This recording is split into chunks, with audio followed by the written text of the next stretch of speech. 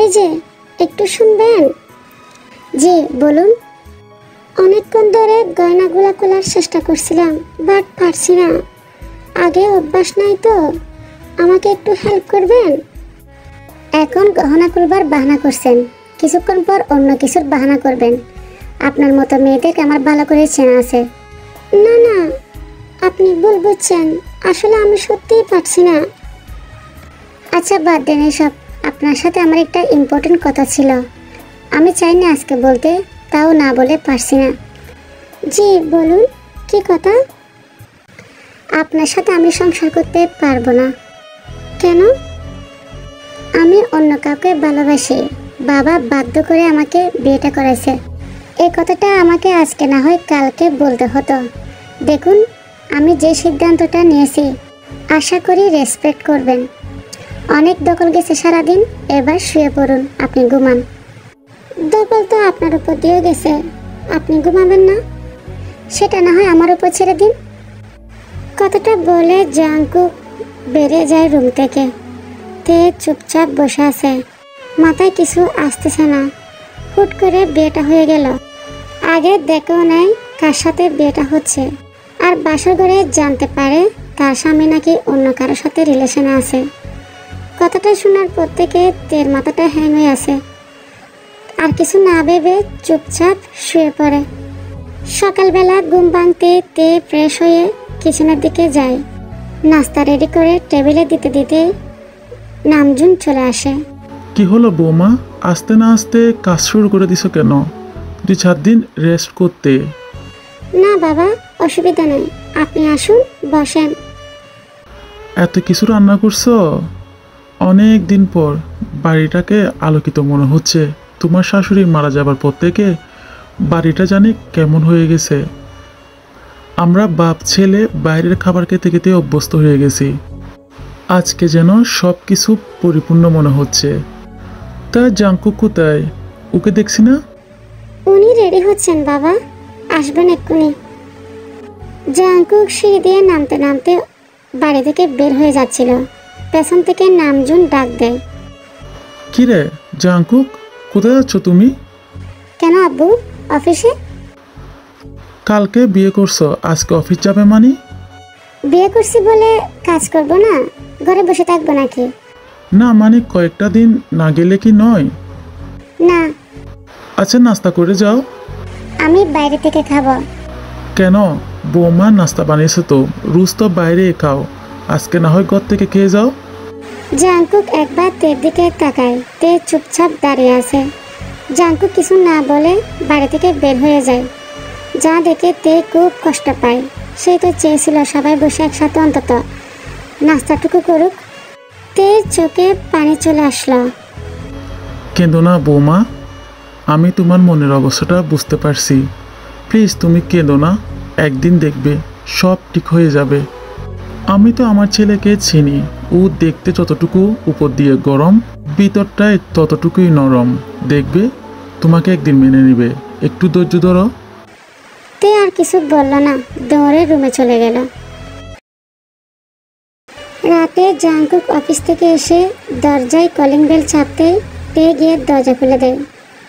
ফিরতে এত দেরি হলো যে? এখন কি সে কৈফিয়ত আমি তোমাকে দেব? আপনি মনে হয় ভুলে গেছেন বাসায় যে আপনার একটা বউ আছে। এক্সকিউজ মি, আমি তো মনে হয় আপনাকে বাসর রাতে স্পষ্ট করে বলে দিয়েছিলাম আপনার আর আমার সম্পর্কে ডিস্টেন্স কতটুকু। আশা করি সেটা মেনটেন করবেন। কথাটা বলে জাংকুক উপরের দিকে চলে যায়। তেও পেছন পেছন যায়। রুমে গিয়ে জাংকুকের সামনাসামনি হয়ে বলে, আচ্ছা আপনি আমার সাথে কেন এমন করছেন? আমার কি দোষ বলেন তো? বিয়ের আগে আপনি কেন বলেননি যে আপনার একটা অন্য জায়গায় রিলেশন আছে? কেন বিয়ে করে এত অবহেলা করছেন আমাকে? আমার যখন যাওয়ার আর কোনো জায়গা নাই, তাহলে একটা কাজ করেন, প্লিজ আমাকে গলা টিপে মেরে ফেলুন। এত অবহেলা আমার আর সহ্য হয় না। মনে করেছিলাম ছোটবেলা থেকে অবহেলায় বড় হয়েছি নানুর বাড়িতে। বিয়ে করে স্বামীর বাড়ি গেলে অন্তত সুখটা আসবে, সংসারটা আমার হবে। তাই যখন হলো না, প্লিজ আমাকে মেরে ফেলুন। কি বলতে চাচ্ছ এখন তুমি? তোমাকে মার্ডার করে এখন আমাকে জেলে যেতে বলছো? সেটা আবার কখন বললাম? শোনো, আমি এক কথা দুবার বলা পছন্দ করি না। সেদিন বলছিলাম তো আমার অন্য জায়গায় রিলেশন আছে, বাধ্য হয়ে বিয়েটা করছি বাবার কথা রাখার জন্য। এবার তুমি এখানে থাকলেও আমি খুশি, না থাকলেও আমার কিচ্ছু করার নাই। কথাটা বলে জাংকুক ফ্রেশ হওয়ার জন্য ওয়াশরুমে চলে গেল। তে চুপচাপ দাঁড়িয়ে আছে, কি বলবে কি করবে বুঝতে পারছে না। তার জীবনটাই এত কষ্ট কেন?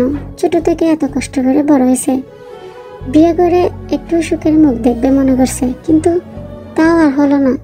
এদিকে লিসা রেগে মেগে আগুন। জাংকুকের অফিসে এসে সরাসরি জাংকুকের কেবিনে ঢুকে পড়ে। এই, কি সমস্যা তোমার? আমার আবার কি হবে? তুমি এখানে? তো আমি কোথায় থাকবো? বিয়ে করে বউকে নিয়ে তো সুন্দর সময় পার করতেছ, আমার কথা মনে আছে তোমার? দেখো তুমি এগুলা কি বলছো?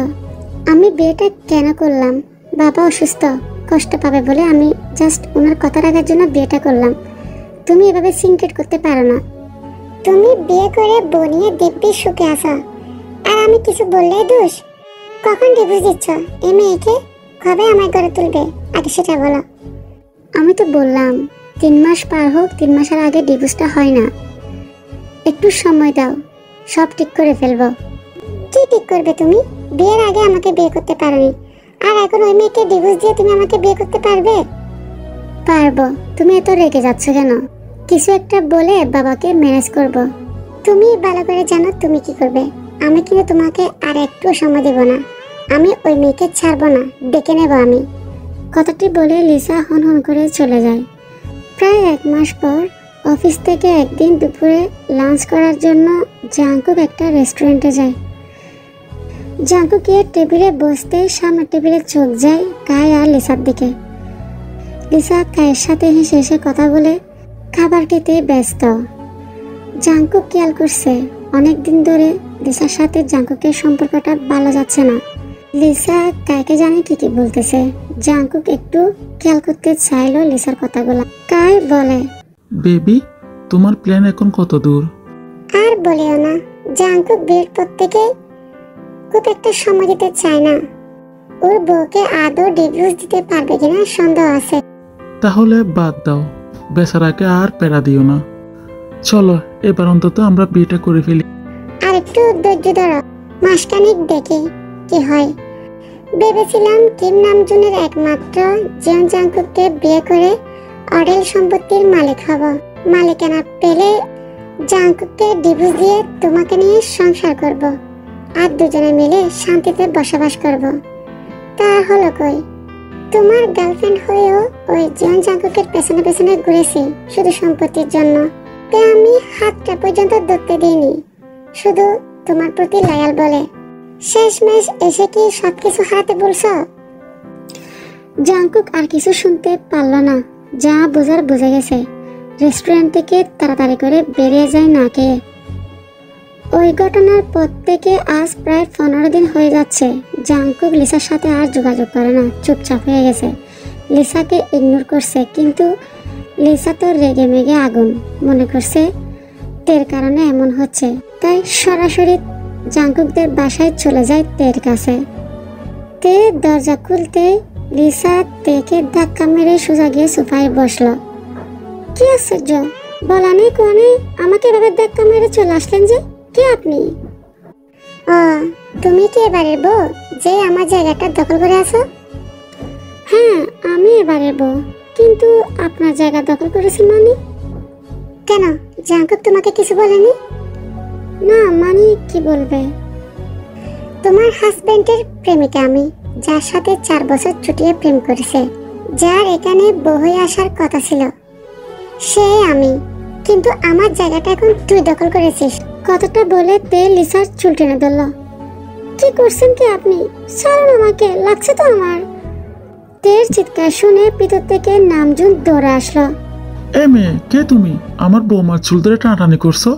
কত বড় সাহস, আমার বাড়ি দাঁড়িয়ে আমার বৌমাকে মারধর করছো?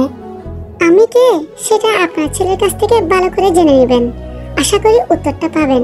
কথাটা বলে লিসো বেরিয়ে গেল। কেঁদো না বৌমা, কেঁদো না। মেয়েটা কে ছিল? জি বাবা, জাংকুকের প্রেমিকা। নামজুন খুব রেগে যায় ছেলের প্রতি। তুমি কেঁদো না মা, আজকে আসুক, এর একটা ব্যবস্থা আমাকে করতেই হবে। রাতে জাংকুক অফিস থেকে এসে সিঁড়ি দিয়ে উপরে উঠতে নিলে, জাংকুক, এদিকে আসো। জি বাবা। তোমার কাছ থেকে আমি এটা আশা করিনি। তোমার চেহারাটা দেখতেও আমার ঘৃণা হচ্ছে এখন। এমন একটা মেয়ের সাথে সম্পর্ক করলে, যে মেয়ে একটা নিজে মেয়ে হয়ে অন্য একটা মেয়েকে সম্মান দিতে জানে না। বাবা সরি, আসলে আমার ভুল হয়ে গেছে, আমি এসব কিছুই জানতাম না। সত্যি তুই জানতি না? তুই না জানলে ওই মেয়ের এত সাহস কিভাবে হলো যে আমার বাড়ি এসে আমার বৌমার গায়ে হাত তুলে? বাবা। চুপ কর, আমার মনে হচ্ছে আমি তোকে জন্ম দিয়ে ভুল করে ফেলছি। প্লিজ বাবা, তুমি বোঝার চেষ্টা করো, আমি সত্যি বলছি, আমি এসব কিছুই জানতাম না। আচ্ছা জাংকুক, তুই কি অন্ধরে? তোর সামনে একটা খাঁটি হীরার টুকরা গুড়গুড় করছে, তা রেখে তুই ওই চকচক সোনার পেছনে দৌড়াচ্ছিস? তে সাদা সিধা কোমল হৃদয়ে নিরহংকারী একটা মেয়ে। এমন মেয়েকে বই হিসেবে পাওয়া মানে প্রতিটা ছেলের ভাগ্যের ব্যাপার, আর তুই সেটা পেয়েও বুঝতে পারছিস না। সরি বাবা, আসলে আমি এতদিন অন্ধকারে ডুবেছিলাম। আমার সব ভুল আজকে আমি চোখের সামনে দেখতে পাচ্ছি, তুমি আমাকে ক্ষমা করো। আমার কাছে ক্ষমা চেয়ে কি হবে? এতদিন যার সাথে অন্যায় অবিচার করেছিস তার কাছে গিয়ে ক্ষমা চা। জাংকুক সোজা উপরে তার রুমে চলে যায়, গিয়ে দেখে তে ফুফিয়ে ফুফিয়ে কান্না করছে ওর পাশ শুয়ে। জাংকুক বুঝতে পারে আজকের ঘটনার জন্য তের এই অবস্থা। তো জাংকুক যে অনেক দেরি করে ফেলছে, আরো অনেক আগে তের কাছে ক্ষমা চাওয়া উচিত ছিল। জাংকুক লিসাকে চিনতে পারেনি, খুব বাজেভাবে ঠকে গেছে। জাংকুক গিয়ে তের পাশে বসে তের মাথায় একটা হাত দেয়। তে, তুমি কি ঘুমিয়ে পড়ছ? প্লিজ একটু উঠো। তে যেন আকাশ থেকে পড়ল। যে মানুষটা তার সাথে এতদিনও নিজ থেকে একটা কথা বলল না, সে আজ তার মাথায় হাত বুলাচ্ছে। তাড়াতাড়ি করে দরপড়িয়ে উঠে বসে। তে, তুমি এত কাঁদছো কেন? কান্না করা ছাড়া তো আমার আর কিছু নাই, কান্নাই আমার সঙ্গী। প্লিজ একটু শান্ত হও, আমি তোমার সাথে অনেক অন্যায় করে ফেলছি। আমি জানি না কিভাবে ক্ষমা চাইতে হবে, বা কিভাবে ক্ষমা চাইলে তুমি আমায় ক্ষমা করবে। স্ত্রীর মর্যাদা দিতে পারিনি, তোমার সাথে অনেক অন্যায় করছি। আমি জানি না ক্ষমা চাইলে তুমি আমায় ক্ষমা করবে কিনা, তারপরে বলছি প্লিজ তুমি আমাকে ক্ষমা করে দাও। আমি তোমাকে কথা দিচ্ছি, আজকের পর থেকে আমি তোমাকে কখনো আর কষ্ট পেতে দিব না। কথাটা বলে জাংকুক থেকে জড়িয়ে ধরে। তে এখনো কেঁদে যাচ্ছে। প্লিজ এবার একটু শান্ত হও, এখনো কাঁদছো তুমি, একটু শান্ত হও না। তের কপালে টুট ছোঁয়ায় জাংকুক। তে জাংকুকের মুখের দিকে তাকায়। শুধু কি কান্না করে যাবে? ডিনার করবো না? বাবা নিচে বসে আছে। আপনি আজকে বাইরে থেকে খাননি? না, তোমার হাতে খাবো বলে বাসায় চলে আসলাম। তে খুশি হয়ে যায়। ঠিক আছে, আপনি ফ্রেশ হয়ে আসুন জলদি, আমি নিচে যাই খাবারগুলো গরম করি। কথাটি বলে তে কিচেনে চলে গেল। জাংকুক ওয়াশরুমে।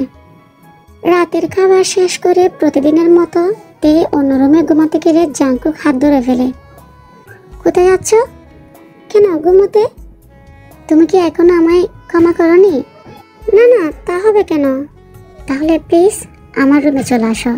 তের অস্বস্তি হয়, কিন্তু কেন হচ্ছে? সে তো এতদিন এটাই চেয়েছে, জাংকুক তাকে আপন করে নিক, ভালোবাসুক, আর 10 জনের মতো তাদের সংসারটা হোক। তে গিয়ে বিছানায় গুটিসুটি মেরে একদিকে শুয়ে আছে। জাংকুকও যায় তের পাশাপাশি শুয়ে। তে, ওইদিকে কেন, এখানে আসো। তে লজ্জা পায়, লজ্জায় চোখ খুলতে পারে না, জাংকুকের দিকে তাকাতে পারছে না। মেয়েটা যে লজ্জা পাচ্ছে জাংকুক বুঝতে পারে। জাংকুক হ্যাঁচকা টানে তেকে বুকে নিয়ে আসে। তারপর আর কি, সব অস্বস্তি ভুলে, সব কিছু ভুলে তারা গভীর ভালোবাসায় মেতে ওঠে।